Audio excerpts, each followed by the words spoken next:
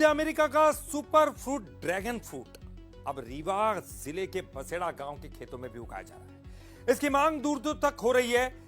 आपको ये खास रिपोर्ट दिखाते हैं और मुझे दीजिए इजाजत, लेकिन आप ये खास रिपोर्ट देखिए। विदेशी ड्रैगन फ्रूट की खेती रीवा के बसेड़ा गांव में की जा रही है। किसान शिवपाल सिंह ने 7 लाख रुपए खर्च कर इसकी खेती शुरू की। ये पेड़ 14 से 16 महीने में फल देता है। इस फल को कमलम नाम से भी जाना जाता है। बाजार में इसकी कीमत 100 से 200 रुपए प्रति फल तक बिकती है। स्टार्टिंग में इसको तो मैंने पोल बनवाने के बाद रिंग बनवाया, फिर 2 फीट का मैंने गड्ढा खनवाया और इसके बाद हैदराबाद से मैंने इसका वो नर्सरी लेके आया।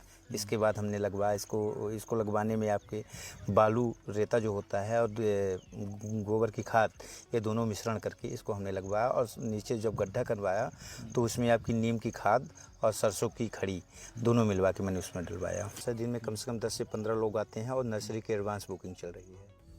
इस कैक्टस प्रजाति को सबसे बड़ी चुनौती इसे फंगस से बचाना है, जो फल को सड़ा देता है।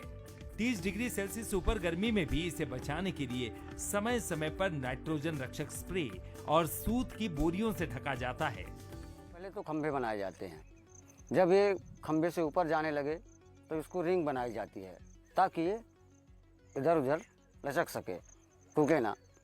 फिर तैयार होने के बाद जैसे खाद की कमी आई, जब हम लोग खाद लगाते हैं तो इसमें दवाइयाँ डालते हैं। खाद में इसको मिक्स करके फिर खाद में डाली जाती है।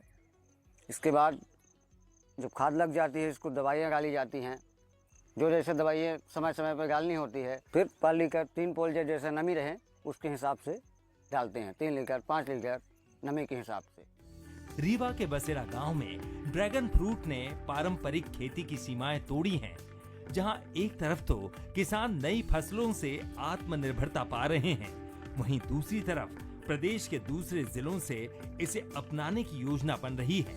अभिषेक तिवारी, बंसल न्यूज, रीवा।